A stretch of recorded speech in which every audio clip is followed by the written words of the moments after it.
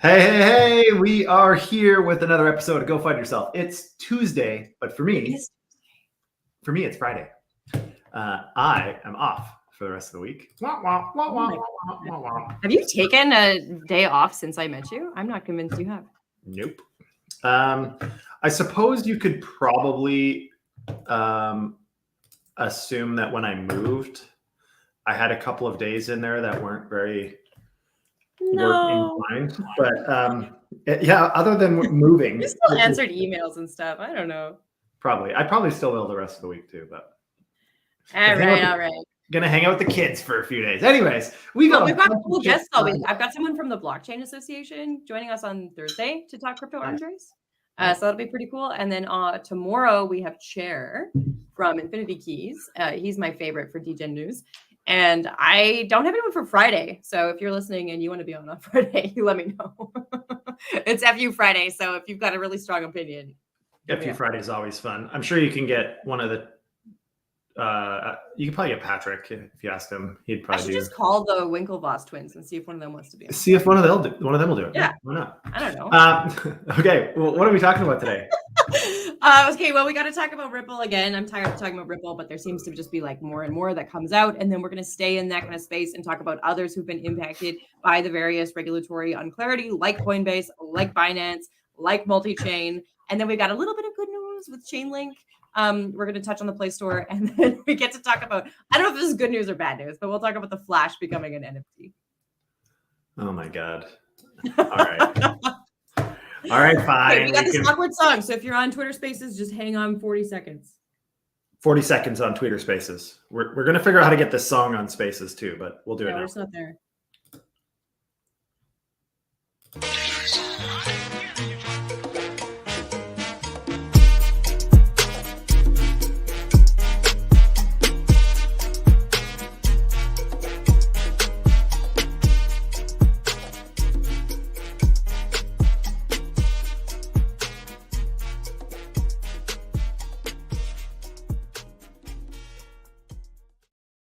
So we're talking about Ripple. You know, we've got to be like 110 episodes in or something. Yeah. And I still love that song. It's amazing. So, well, we didn't use it the whole time. Yeah. We had a different one first. I like the first one. Ripple. We keep talking about Ripple. Honestly, I'm kind of tired of it because I don't feel like there's new news all the time. No. But there are kind of like new people saying new things about the same news, right? So I believe that you actually found this XRP article for today. We already know that Ripple has this partial victory. We already know that XRP is not a security for programmatic sales, and we already know that it is a security if sold to institutional investors. So what is new? What makes this what opinion occurred today that we are stoked about? Yeah, so it's not necessarily that we're stoked about it. I just think it's important to continue to reiterate this with the caveat that we are not attorneys. This is not legal nor financial advice. But there's been a lot of speculation about what this decision means. First of all, what this decision says, and then what that actually means.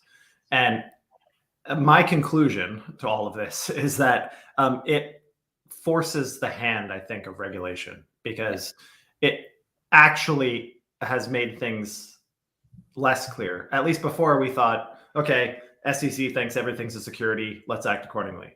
Now, SEC has been essentially stopped in thinking that a token is a security.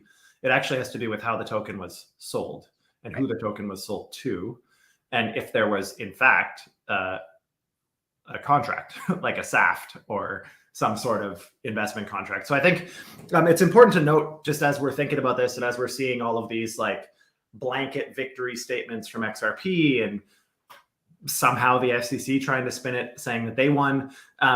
All in all, what I take from all of this is it just pushes the need for regulation a little bit further, and it hopefully will stop the short-term litigation as a means to regulate. And so hopefully we can move on. That's the only reason I want to talk about it today, is just to kind of bring that full circle a little bit. I think it's there's just so many people opining on this, and that's kind of the summation of all the opinions and thoughts and attorneys and VCs and everybody that's talking about this. Nonetheless, I think it's good for the space. The market obviously shot up and got all excited, and most assets have come back to earth. Yeah, I think so. The other thing that I thought was kind of interesting is that some people are thinking this will impact or lead, I guess, regulatory clarity in some other places. So, for example, South Korea will now have firms disclose their crypto holdings going forward in 2024 forward. So that could be, you know, if they're looking at it as institutional crypto is a security, that could impact what holding it looks like. Yeah. This is going to be an interesting one, I think, no matter what, until we get some sort of proper regulation with proper rules. Because right now, I mean, opinions are like, well, that's maybe not politically correct, but belly buttons. Like belly buttons. Everybody's got one. And if you don't clean it, it stinks. But anyways, yeah, let's move on. We can move on to Ripple, but go Ripple, go. Continuing down the line of, you know, people have been impacted by regulatory unclarity. So Coinbase CEO Brian Armstrong is actually meeting with a private group of Democrats. This is kind of interesting because so far, if you meet with the government, they charge you with something. So, I mean, bold move, Brian. But this is a little bit different. It's supposed to be private. It's obviously not anonymous, but the idea being that you can do some consultation that isn't specifically with the SEC or isn't specifically with a regulatory body, and instead is with people who will probably, within the House of Reps, probably lobby for what he's looking for. Yeah.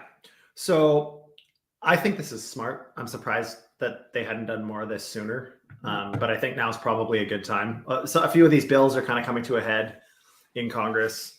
And now this ruling with XRP, I think has made that even more relevant short term. Like I said in the last segment, you know, that we need to get some sort of regulation now. I think this is the way to go. I mean, trying to influence the SEC is obviously not going to work, other than if you're Sam Bankman-Fried, but that obviously blew up in everybody's face. So the only other way now, or Prometheum, I think it's Prometheum. Yeah. You're right. But anyways, or if you're Prometheus, or if you're Prometheus. But anyways, I mean, this is smart. I think, you know, this is lobby. It is a very powerful democratic means, you know, and we need to flex as many of those figurative muscles as possible. So I like what Brian's doing here. It's a good one. And we kind of see almost the opposite happening. I don't want to say that Binance isn't friendly with regulators, but they do thumb their nose and give the finger a lot. So kind of on the other side, Binance is facing a lot of scrutiny in America, in Australia, and in pretty much every country that I've seen them operating in so far. And they've closed their doors in several other countries. And with that in mind, they've had a few top execs leave, and it looks as though it was reported on major news outlets that they're also doing mass layoffs. So some of them said that they'd already cut 1,000 jobs. Some of these reports said that they're going to cut up to 3,000 jobs by the end of the year. CZ says, no, we're not. So I don't really know what's going on, but it is something to maybe pay attention to if you invest with Binance, if you work with Binance. I don't know, curious. Yeah, I mean, there's a lot of PR spinning happening right now, obviously. We've seen that. Yeah, I know. We've seen that with General Counsel, I believe his name is Paul Grohl from Coinbase. You know, they're going on Twitter and trying to play politics a little bit, play the PR game. I think CZ is obviously trying to do that. He had a whole bunch of executives leave. One thing with the culture, often Asian culture, and this is a kind of a broad generalization, but there generally is a desire to not let people know if you're struggling. That's, I think, in every culture, but especially in Asian culture. And so, I mean, I think the walls have been kind of closing in on Binance for a little while, and they're going to have to make some changes if they want to remain by far the largest exchange in the world. They're saying that their revenue is increasing, that their user base is increasing, that everything is increasing, yet they're doing cuts at the same time. One of two things. Yeah. They either had to do cuts because they hired too much during the bull, and there's a lot of redundant positions, which is probably the case. They probably overpaid a lot of people that they hired during the bull. That's the other thing to keep in mind when you're applying for crypto-related jobs. If you get a salary in the bull that seems outside of normal expectation, It um, is. then you're the first person. You're the first person to be reassessed when the bear market comes. So there could be a lot of reasons for this that don't necessarily imply Binance is screwed. But if it walks like a duck and quacks like a duck. The other thing is that they have cut down a lot of country functionality, right? So, I mean, as they back out of markets, they're going to need fewer people to manage those markets. Yeah, and that makes sense. They've backed out and they've been asked to leave a few different markets. So, I mean, left the party. Yeah. And then in that same kind of not so great vein, multi-chain has ceased operations. So we saw, was it 3 weeks ago already, that the CEO of multi-chain went missing, and his sister actually stepped in to continue operational authority essentially and be able to sign checks, that kind of thing. And multi-chain they tried to hold steady and they tried to ensure that investors were going to be okay and what have you. But his sister has also now gone missing. They're not using the term missing. They're using the term status unknown. She either went into hiding or she's been arrested. So I don't know, but missing. So anyway, multi-chain is closing. People are obviously worried about their money and preserve user assets, and also just kind of what this means in terms of compliance in China. So they also here's another example of you can be in the space for a long time and still do dumb shit. We talk about this a lot, but I used the multi-chain bridge after the hack because the UI and application was still available, which that you couldn't talk in Telegram. Discord had disappeared. So I just assumed everything must be fine. They would have shut down the front end if it wasn't functioning. Well, it turns out that they'll take your assets and burn them, but they won't mint them on the other chain because they don't have apparently access to do that. So it was only, well, not only, but it was $4,000 that I have now sitting stuck in a multi-chain router. So hopefully they release all the stuff that's sitting in their smart contracts, because that's insane. There's no reason that it's sitting there. That's wild. Sounds like it might be held hostage for a while. So even today, hope you need that money. Well, I mean, every penny counts, but yeah, nothing I can do. There's nothing I can do about it. So yeah, that's true. On the other, maybe positive side, kind of depending where you stand about CBDCs and TradFi entering DeFi and all that kind of thing, Chainlink has launched their cross-chain interoperability protocol alongside Swift. This is a big deal for TradFi bridging to DeFi. This is probably where we enter that realm of blockchain finance. We have some really big banks participating, including BNP and Citi.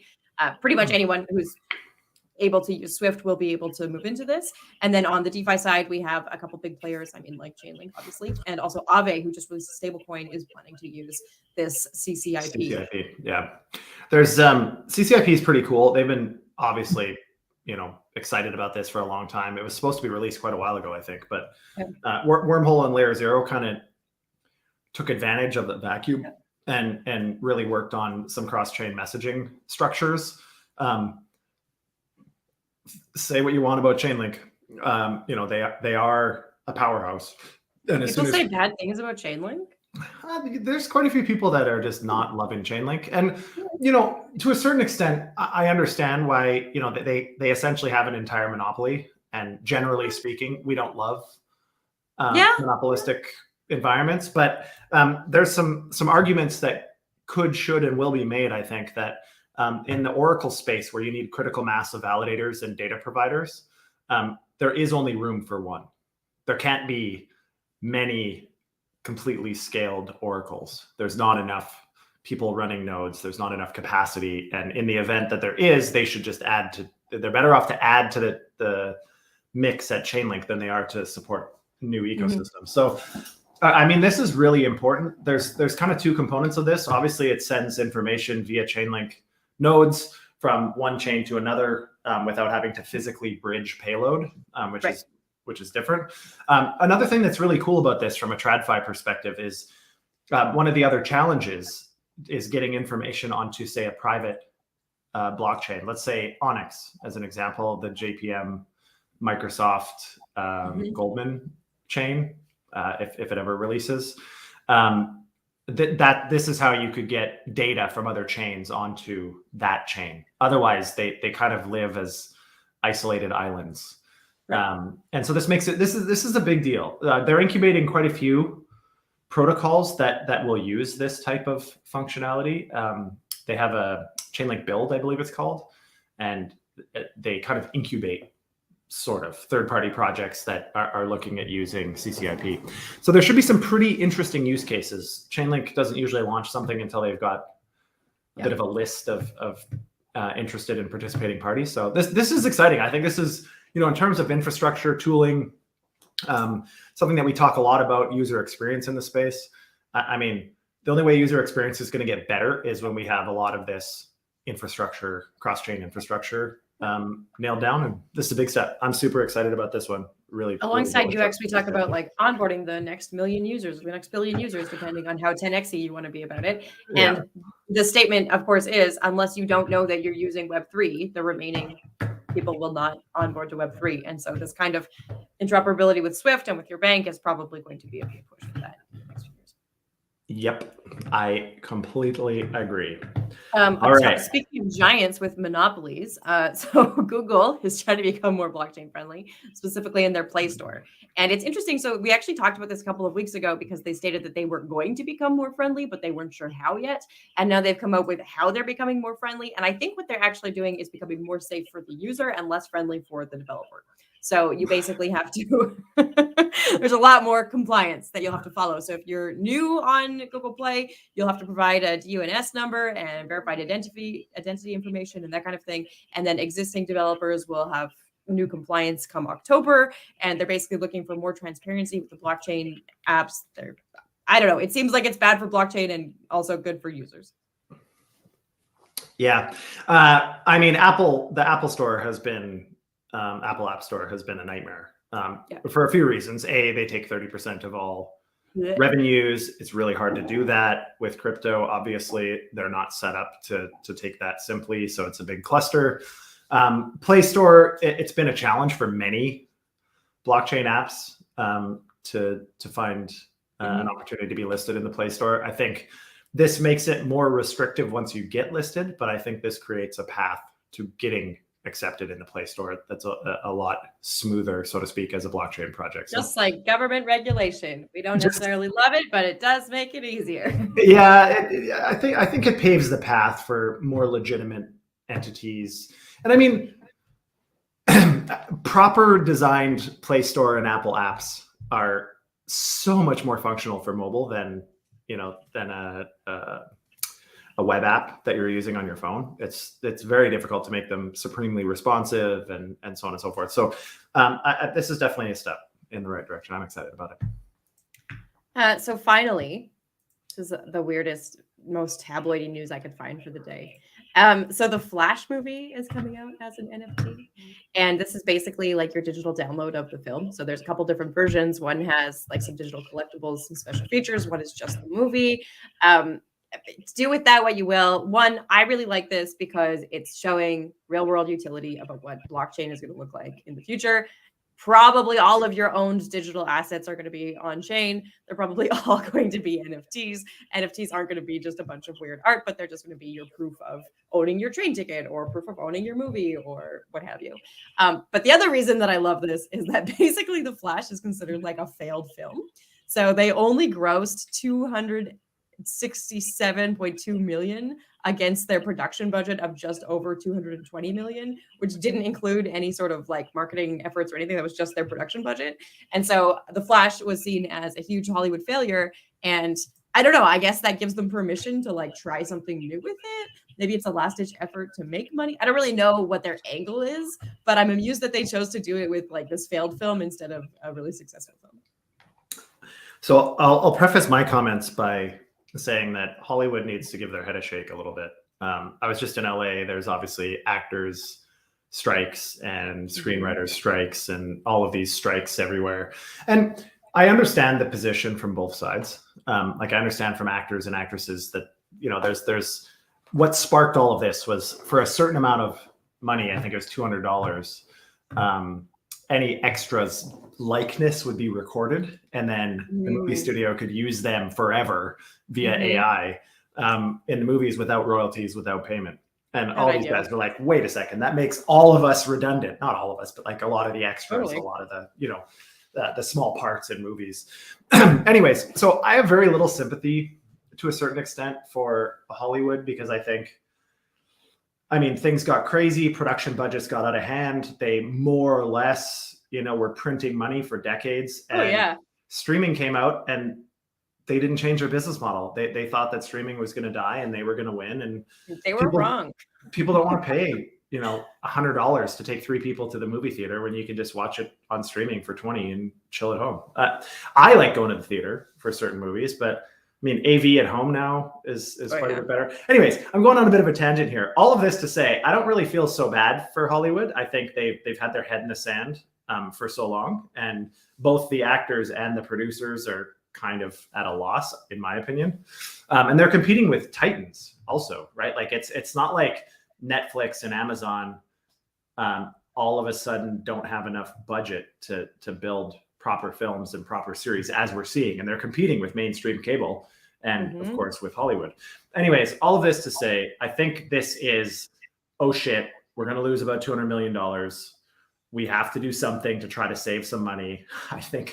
I don't think this is going to work. Personally, they'd have to sell 10 million NFTs. Right. I don't know. They need to sell a lot of NFTs. 20 million NFTs at $100. That's what I mean. I feel like if they're doing this last ditch thing for money, that they should have picked a more popular film. You know what I mean? Yeah, like it seems kind of weird. On the strike, I have to say, on the strike, the rhetoric is that if you want to support actors and actresses and basically the guild and so on and so forth, you should go out and you should still go to the theater and you should continue to consume, because all of those films have already been created and paid. And so you're showing that there is a need for those actors. Whereas if you stop going, they might have the leverage to say, look, we can't pay you as much. You're not really that valuable. We're not making money off of you. So I know a lot of people are going to see the Barbie Oppenheimer double feature on Saturday. So like, I don't know if those will come out as NFTs, but that seems like a better choice to come out as an NFT than the Flash, Yeah, I mean, the only thing about the Flash is it's probably a demo that is open to some of this kind of stuff. Yeah, I think it would have to be like a Marvel-esque or DC type movie, for it to, I think for it to be early adopter enough to get some traction. I struggle with this altogether. Like it's kind of cool because it's the first major Hollywood movie to be issued as an NFT. So on one hand, I'm happy about it because I think it should, and will set a precedent, I think. I just hope it's successful enough that other studios build on it. I don't know. We just had a comment on YouTube that today Korea's Shinhan Bank has completed a proof of concept to use stable coins. So we'll have to get further into that on Thursday, but I didn't want to let it go unsaid. And they're doing it on Hedera. Interesting. YouTube man, thank you for that. Thank you for the comment. We'll dig up some articles and probably include it tomorrow. It was only 4 hours ago so that it came out. So that's a pretty big deal. Love the I guess you said you'll bring it on Thursday. Yeah, love the comments. Keep them coming. Thanks for checking it out. Okay, we're a live show Monday to Friday, 12:30 p.m. Eastern. Like, share, subscribe. Bookmark us on Twitter if you don't mind. Try to spread the word, get the love out there. Evie, what's up, man? Anyways, yeah, it's my weekend, so you guys have a beautiful rest of the week, and I will see you all on Monday. But today, Kiara, I say to you, go FUD yourself. Go FUD yourself.